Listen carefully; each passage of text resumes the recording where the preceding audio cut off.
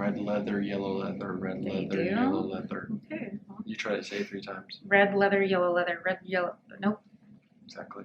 All right. To be able to pronunciate. Okay, let me know when you're ready. Ready. Hello and welcome to my channel. My name is Heather and I have my husband Jerry here with me tonight.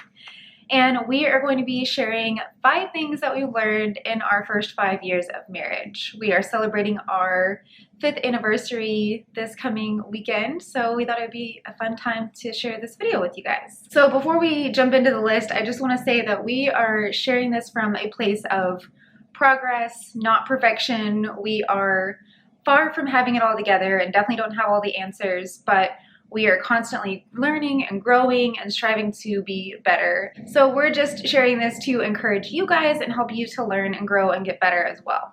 So with that being said, let's go ahead and jump into the video. So the first thing on my list was communication is key. And I know that probably sounds kind of redundant. We hear that all the time, but it really is just so important, and that's why I put it as number 1. And it seems like the longer we're married, like the more I realize just how much room I have to grow in that area. And it's just a constant growing and learning. You never really have it just completely down. So I would say communication is really key in any relationship, but really especially in a marriage, because you need to be able to talk to your spouse about everything from the big things to the small things. And if you can't communicate, then your marriage is really going to suffer. Would you have anything to add to that one? Red leather, yellow leather, red leather, yellow. So would you have anything to add to that? Yeah, I would just say that for a lot of people, the expectation of mastering communication is something that they expect to happen, within the first year or so of marriage. And I would just say that communication is something that takes a lot of time to polish. Yeah. Don't expect to be skillful at it day 1 of a marriage or year 1 of a marriage or even 5 years into a marriage. Because we're still figuring out the proper way to communicate with each other and how to convey things in a way that not only get our point across, but is also presenting a message that is receptive to the spouse, right? Because I can sit here and say everything in the world that I want to say, but if I'm not saying it in a way that Heather receives it properly, then I'm just wasting my breath, essentially. So communication is very important, but the presentation of the message is equally important, because everybody's different. Everybody hears things different. Everybody receives things differently. So just make sure that whenever you're spending all this time and effort to work on your communication skills, that you're also taking into consideration your partner and how they like to receive information, how they like to be talked to, how they like to participate in this back and forth communication, because it's not a one-way road. It's not just, hey, I'm going to tell you how I'm feeling and you need to listen to me. But it's just as equally important for your partner to be able to hear the things that you're saying in a way that computes with them. Yeah, that's really good. That's so true. It's not just the communication, but it's how you are communicating with the person that's receiving that message. That's so important. So yeah, totally agree. So moving on to number 2, that was one of yours, so I'll let you go ahead and take that one. All right. So for number 2, we have where communication is key in a relationship. Number 2 would be listening is critical. There's way too many times in relationships where people are just talking at each other, but it's just going in one ear out the other. So even more importantly than communication, in my opinion, is being willing to actually listen to what your partner is telling you, right? Because sometimes they might be saying words, but the underlying message can only really be received if you're actually listening to their heart's intentions. Because remember, you can spend all the time in the world trying to develop your skill of presenting information to your partner, but if you don't spend just as much time preparing yourself to actually listen to the things that they desire you to bring to the table in the relationship, you're never really going to come to a place where y'all are actually growing together.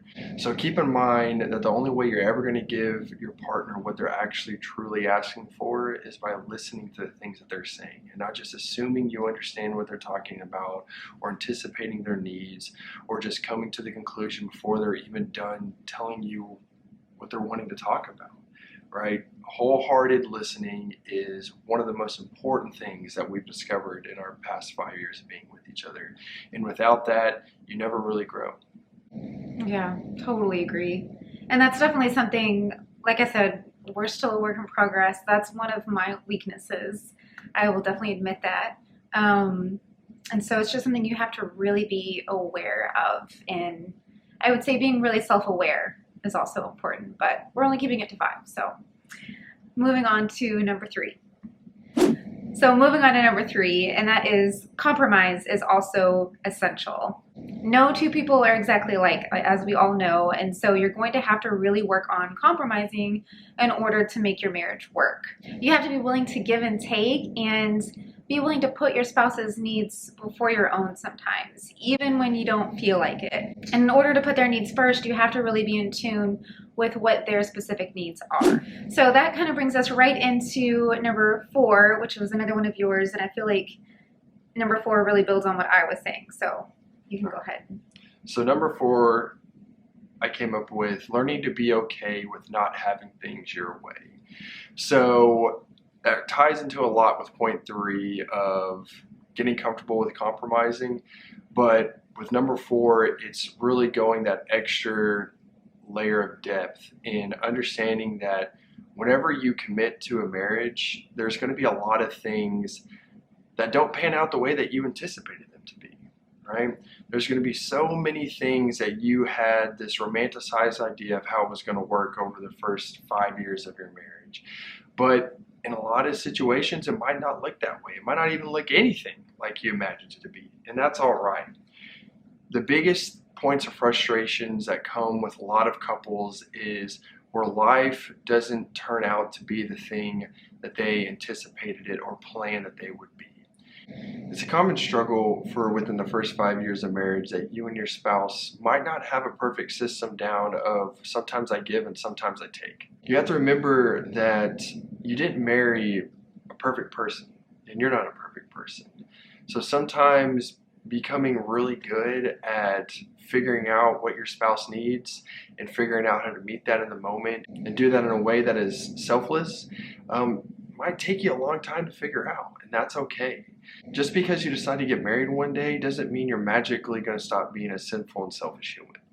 The point being is that the road might be long before you find yourself at that sweet spot of always knowing how to put your spouse's needs first. It reminds me of somewhere I've heard before, you know, you don't give 50-50 in a marriage. You each give 100%, and you think about all of the ways that you can be there for the other person, and if you're always putting them first and they're always putting you first, then you're much more likely to have a harmonious marriage and union, because you are coming from it from the standpoint of I'm thinking about the other person instead of thinking about what can I get out of this and what are my needs all the time. So that brings us to number 5, and that is to never stop dating. Just because you're married doesn't mean that you just automatically stop dating that person or that you stop trying.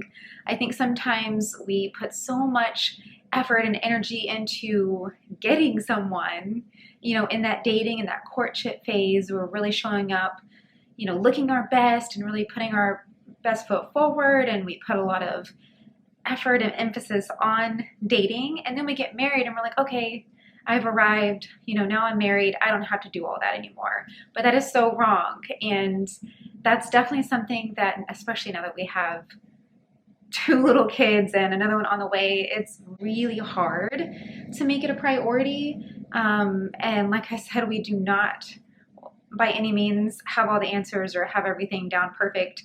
And I do feel like this is an area that we could really stand to grow in. You know, before we had kids, we would have a date night every single week, you know, every Tuesday. I remember getting dressed up when we would go do something, even if it was just, you know, a movie or just something small. We would always have a weekly date night. And that's something that can really fall by the wayside once you start having kids, and, you know, or maybe you both work and you're really busy. But it is something that I do think is really, really important to maintaining a healthy marriage. It's really important to make that time to spend together and even just talk about your week. Have that time to build connection, because especially if you're struggling because you have kids like us, then even more so you need to keep that connection, because your kids are going to see that and they're going to be inspired by that connection and that romance that they see their parents having. So when I think about that, that really encourages me to want to do better in that area. So those are 5 things that we learned in the first 5 years of marriage. There were definitely many, many other things that we learned, but just for the sake of this video and keeping it concise, I feel like those were the top 5 that we wanted to share. And I would just say that the takeaway is to just never stop growing and never stop bettering yourself, and realizing that you have more work to do, and that's okay. So I hope you found this video helpful. I was really great having my husband back. This is our first time doing a video together in a really long time. So I hope you guys enjoyed it. And if there's anything that you would add, or if there's one of these that stood out to you the most, then definitely leave that in the comments. And I look forward to seeing you in the next one. Bye.